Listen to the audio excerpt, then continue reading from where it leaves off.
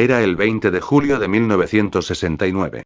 Aquel día, a las 22 horas y 56 minutos y 20 segundos, la nave espacial Eagle acababa de aterrizar en el Mar de la Tranquilidad, en la Luna. La llegada del hombre a la Luna se convirtió en un hito histórico en el avance científico del mundo, tan importante que supuso toda una carrera espacial que mantuvo enfrentados a las dos grandes potencias mundiales de aquellos años, Estados Unidos y la Unión Soviética. Y es precisamente esta carrera espacial el principal motivo que esgrimen los incrédulos para decir que aquel alunizaje, y todas las misiones espaciales Apolo fueron un completo fraude, el mayor del siglo XX. En aquel enfrentamiento norteamericano-soviético, el primero en llegar a la Luna conseguiría un logro sin precedentes. Supondría un severo golpe para el derrotado, quien perdería todo el sentido de las inversiones realizadas hasta este momento en las misiones espaciales, y, desgraciadamente para la NASA, los soviéticos les habían cogido la delantera. Además, el programa espacial Apolo había sufrido un severo varapalo 2 años antes con el desastre del Apolo I. Pero tal consistencia han tomado los rumores y las teorías de conspiración de los que piensan que no se llegó a pisar la Luna y que ésta permanece virgen, que la NASA decidió gastar $15.000 en demostrar que todo cuanto ocurrió en aquellos años fue verdadero. Y es que desde eminentes científicos, a profesores de astronomía, escritores y fotógrafos se han lanzado a rebatir cuántas pruebas y fotos hay de aquella hazaña, e incluso la Fox emitió un programa de televisión en el que se cuestionaba cada una de las fotografías que mandaron desde el Apolo.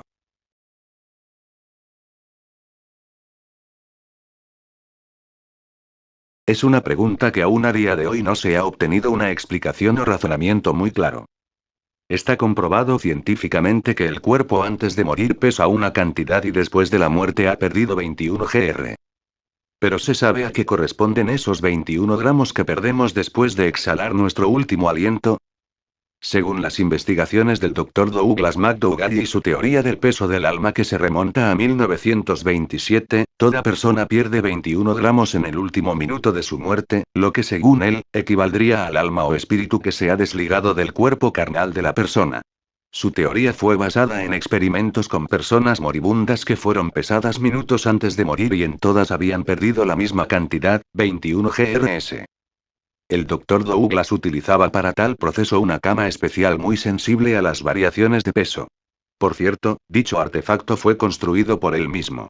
Este doctor colocó en ella a 6 enfermos terminales, y sobre ella los iba observando y pesando durante los últimos momentos de su vida antes, durante y después. Y el resultado obtenido fue el mismo en todos los casos, todos perdían 21 gramos justo antes de morir. Incluso experimentó con perros pero no obtuvo el mismo resultado de los 21 gramos. Según la teoría de varios filósofos griegos, solo los humanos poseemos alma, por la capacidad de soñar. Algo, por otra parte, también discutible. Hay otros científicos que aseguran que esos 21 gramos se deben a que la persona, una vez que ha fallecido, ha exhalado todo el aire que tenía dentro. Otros dicen que es a causa de la relajación de los esfínteres. Pero está totalmente descartada esta teoría, ya que los gases no pesan tanto. ¿Y si esto fuese cierto, a dónde irá nuestra alma? ¿Existirá realmente la reencarnación? Son tantas preguntas y tan pocas respuestas. Al final siempre nos quedaremos con esa gran duda: ¿tenemos alma?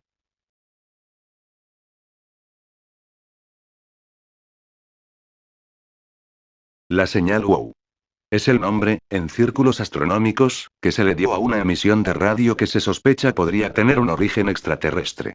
Fue recibida el 15 de agosto de 1977, a las 23:16 horas, por el radiotelescopio Big Ear.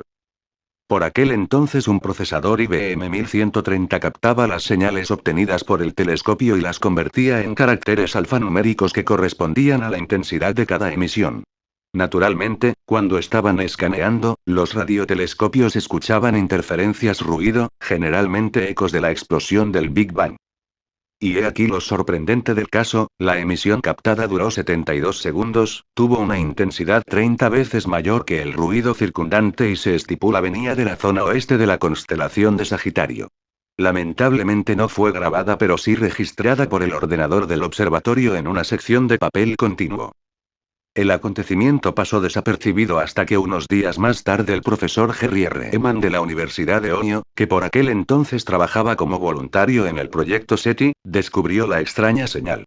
A causa de sorpresa y conmoción que le generó el hecho, el científico escribió en el papel continuo la exclamación "wow", palabra con la que luego fue bautizada la misión. La secuencia extraterrestre registrada fue 6EQG5, sorprendentemente 30 veces más intensa que el ruido de fondo y de la cual actualmente todavía se está investigando el origen. El telescopio Big Ear se mantenía fijo y hacía uso de la rotación terrestre para escudriñar el espacio, por ello es que solo podía observar un punto determinado del cielo por tan solo 72 segundos. Esta es la razón que fundamenta el origen extraterreno de la señal, ya que la misma duró exactamente 72 segundos, mostró un pico durante los primeros 36 y luego descendió gradualmente. De igual modo existen otras hipótesis sobre el origen de la señal WOW, que vale la pena mencionar. Algunos creen que un satélite artificial atravesó el espectro de escaneo del telescopio y por ello este captó sus emisiones, pero lo peculiar es que las transmisiones de la Tierra no pueden hacer uso de la banda de 1,4 GHz franja donde fue emitida la señal. Además, la emisión generada sería mucho más breve a causa de la velocidad en la que se desplazan estos aparatos. Otros consideran que el radiotelescopio pudo haber fallado durante un corto tiempo, pero esta teoría fue refutada ya que no se volvió a repetir suceso semejante ni el aparato presentó problema alguno. Están los que estipulan que el origen de la emisión fue un acontecimiento espacial terriblemente potente, pero también fue descartado ya que la explosión de un cuerpo celeste se emite en todas las frecuencias. Como verán, la única explicación posible que resta es la de que una civilización extraterrestre con un potente transmisor pudo ser la responsable de la señal WOW. ¿Pero ustedes qué creen?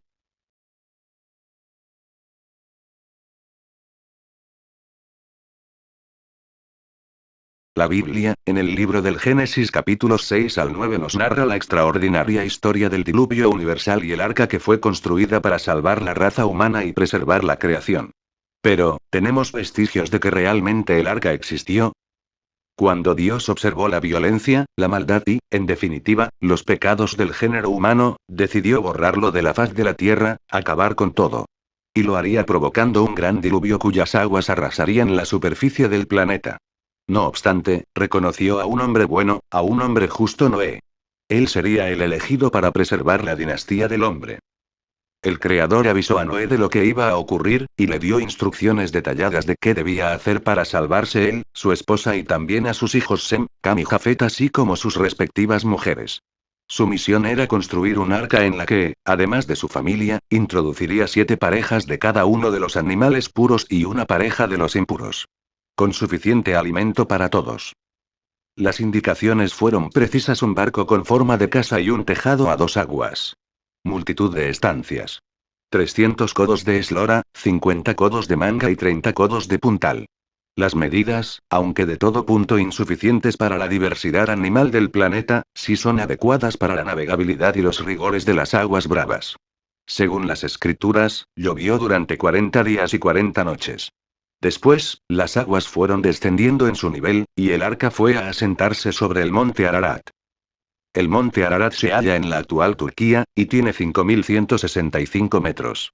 En 1959 un piloto aéreo turco tomó unas fotografías del monte, en las que parecía vislumbrarse los restos de un barco, algo que corroboraron expertos como el experto estadounidense en fotogrametría Brandenburger, posteriormente. Sus dimensiones coincidían, además, con las medidas del arca descritas en la Biblia.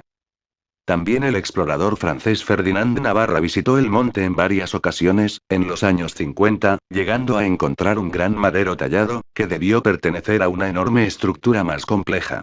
Llevó los restos a Francia para ser estudiados.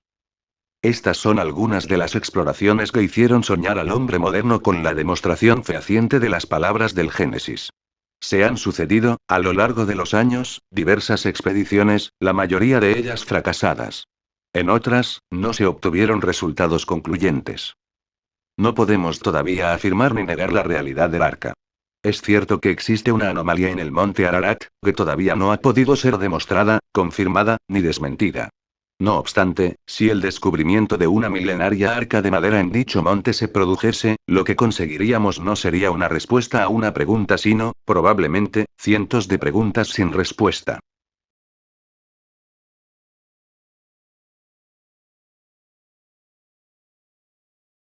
Mucho se ha dicho sobre las extrañas líneas de Nazca, desde que son un espejo de diversas constelaciones astronómicas hasta que son pistas de aterrizaje para las naves de seres provenientes de otras galaxias. No obstante, hasta el momento, y si bien es cierto se ha logrado conocer cómo las hicieron, el porqué de estas líneas continúan siendo un desconcertante misterio. Sin embargo, y debido a que aún los arqueólogos no pueden dar una respuesta clara sobre el verdadero fin de estas líneas, las diversas hipótesis sobre los orígenes y fines de estas líneas son aún un verdadero misterio. Preguntas como ¿pudieron los hombres preincaicos de esta cultura peruana tener la tecnología suficiente para realizar tan entroncadas líneas? ¿Cómo pudieron ellos tener noción de las formas y distancias si estas líneas solo pueden ser contempladas en su verdadera dimensión a varios pies de altura?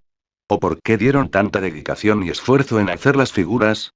Continúan siendo materia de investigación de diversos científicos, arqueólogos y especialistas, sin hallar aún una clara y definitiva respuesta. Bueno, eso fue todo en esta primera parte, compañeros de YouTube. Soy Palomino 2113 Big. Los espero en la segunda parte. Recuerden comentar, darle like y suscribirse si gustan. Hasta pronto.